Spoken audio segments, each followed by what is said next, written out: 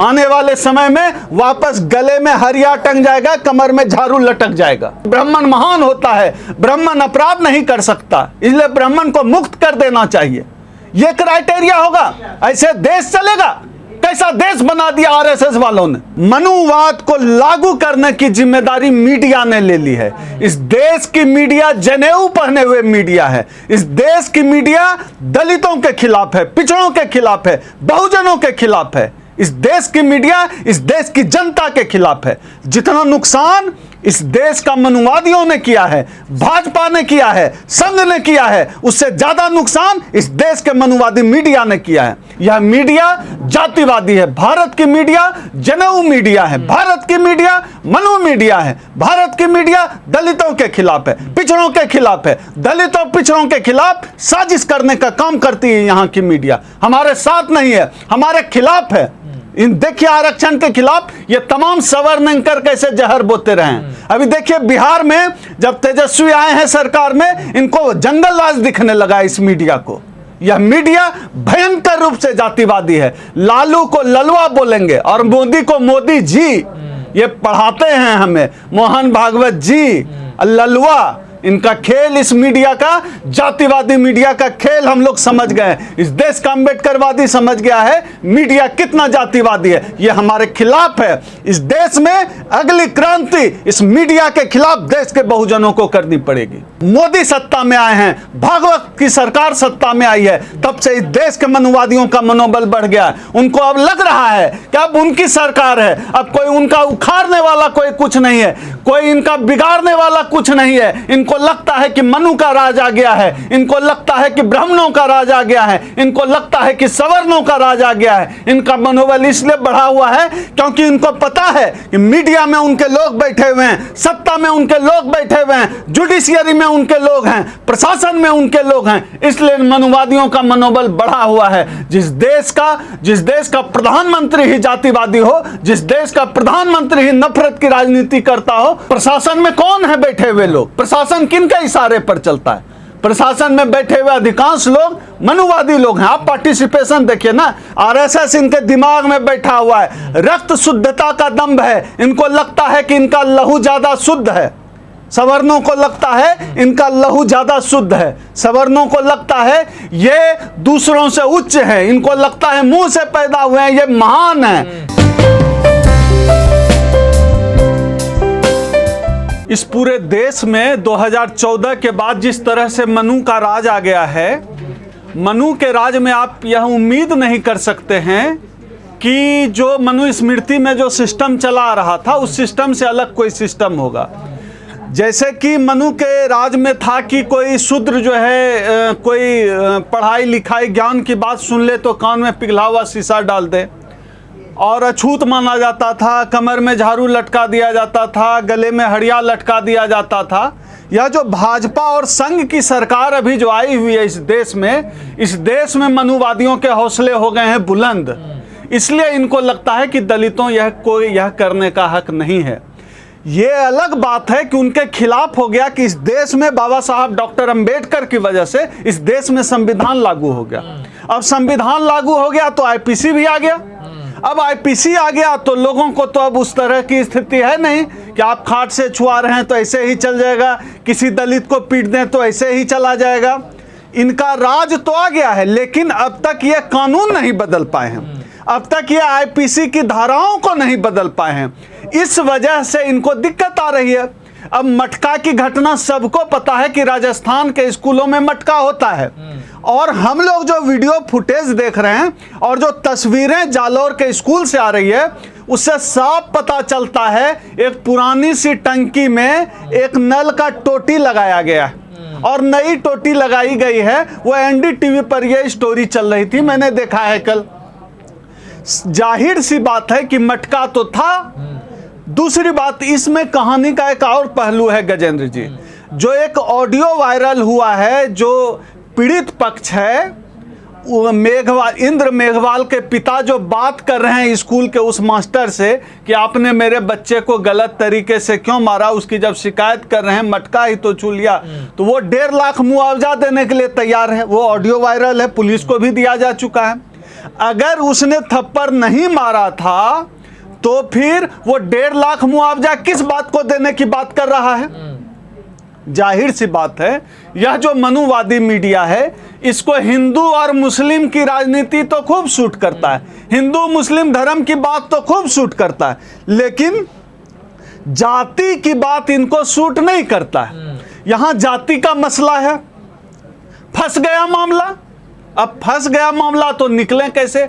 तमाम मनुवादी लोग, आप देखिएगा, तमाम मनुवादी लोग बचाने के लिए जुट गए। इसका एक मैं छोटा सा उदाहरण देना चाहता हूं।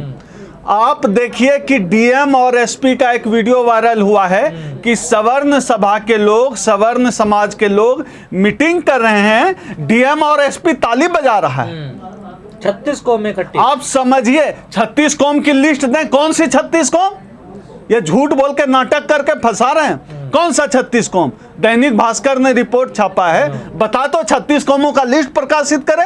खामखा लोगों को बदनाम करने का काम कर रहा है। इस देश के अधिकांश लोग समझते हैं कि क्या चल रहा है। भले सवर्ण कर रहा चीजों, मीडिया इसलिए मैनिपुलेट कर रहा है क्योंकि इस देश में मनुवाद को लागू करने की जिम्मेदारी मीडिया ने ले ली है। इस देश की मीडिया जनेऊ पहने हुए मीडिया है। इस देश की मीडिया दलितों के खिलाफ है, पिछड़ों के खिलाफ है, बहुजनों के खिलाफ है। इस देश की मीडिया इस देश की जनता के खिलाफ है। जितना नुकसान इस देश का मनुवादियों ने किया है, भाजपा ने किया है, संघ ने किया है, उससे ज्यादा नुकसान इस देश के मनुवादी मीडिया ने किया है। मीडिया को यह अखर रहा है, मीडिया को यह बर्दाश्त नहीं हो रहा है कि दलित उत्पीड़न की घटनाएं सामने कैसे आ रही है। उनको तो वर्ण व्यवस्था फॉलो करना है, दलितों को नीचे रखना है। मनुस्मृति यही तो कहता है, मनुवाद यही तो कहता है। और मनुवाद के सबसे बड़े पोषक मीडिया है, जो मीडिया बचाने का काम कर रहा है। लेकिन कहा जा रहा थप्पड़ तो मारा, लेकिन 2 बच्चों के आपस में झगड़ा हुआ इसलिए उन्होंने थप्पड़ मारा। टीचर ने मटका छूने का तो कोई बात ही नहीं आ रही है सामने। जाने ऐसी कितनी कहानियां उस सवर्ण अपराधी को बचाने के लिए, उस सवर्ण जातिवादी आतंकवादी को बचाने के लिए मीडिया ना जाने कितनी कहानियां गढ़ेगा। आप सबको याद होगी वह घटना जब हाथरस का कांड हुआ था, मीडिया कितनी कहानी गढ़ रहा था। याद होगा आपको रोहित वेमुला की घटना, मीडिया ने कितनी कहानी गढ़ी थी। यह मीडिया जातिवादी है। भारत की मीडिया जनेऊ मीडिया है, भारत की मीडिया मनु मीडिया है, भारत की मीडिया दलितों के खिलाफ है, पिछड़ों के खिलाफ है। दलितों पिछड़ों के खिलाफ साजिश करने का काम करती है यहाँ की मीडिया। हमारे साथ नहीं है, हमारे खिलाफ है।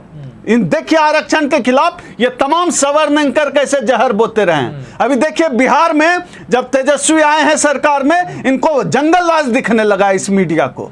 यह मीडिया भयंकर रूप से जातिवादी है। लालू को ललुआ बोलेंगे और मोदी को मोदी जी। ये पढ़ाते हैं हमें मोहन भागवत जी।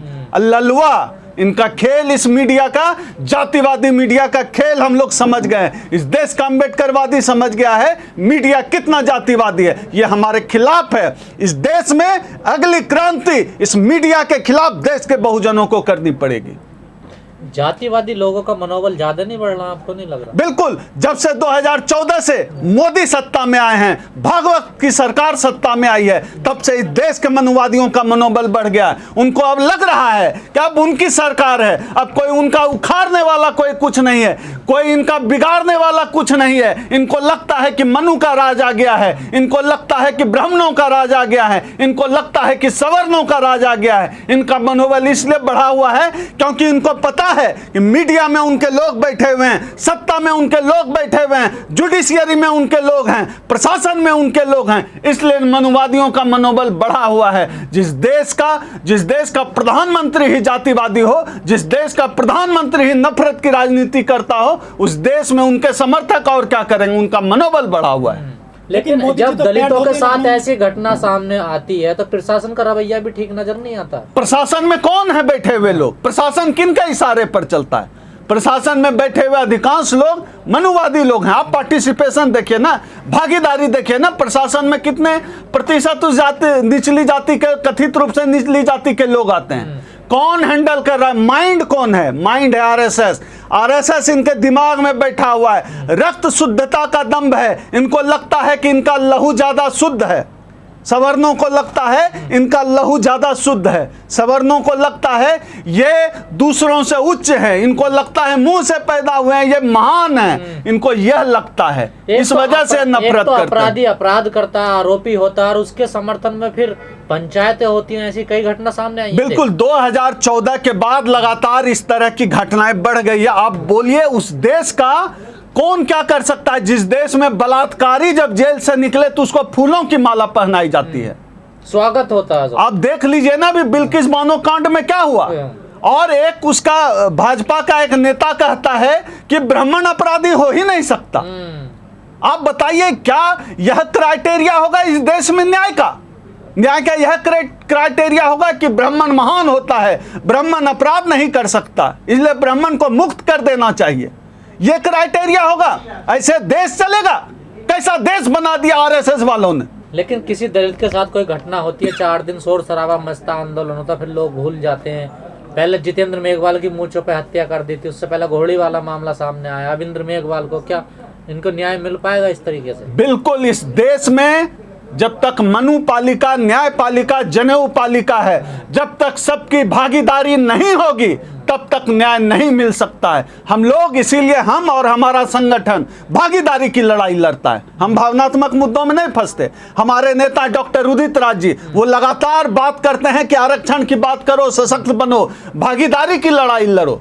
हमारा संगठन परिसंघ भी भागीदारी की लड़ाई करता है। और मैं देश के दलितों से अपील करता हूं, बहुजनों से अपील करता हूं, यह जो आरक्षण खत्म हो रहा है, यह जो निजीकरण हो रहा है, इसके खिलाफ लड़िए, भागीदारी के सवाल पर लड़िए। इमोशनल मुद्दे पर एकजुट होना आसान है, लेकिन जहां से आप एम्पावर्ड होते हैं, जहां से आपका सशक्तिकरण होता है, उस हिस्से को मजबूत करना पड़ेगा, निजीकरण के खिलाफ लड़ना पड़ेगा। अभी तो कुछ नहीं बिगड़ा है, आने वाले समय में वापस गले में हरिया टंग जाएगा, कमर में झाड़ू लटक जाएगा।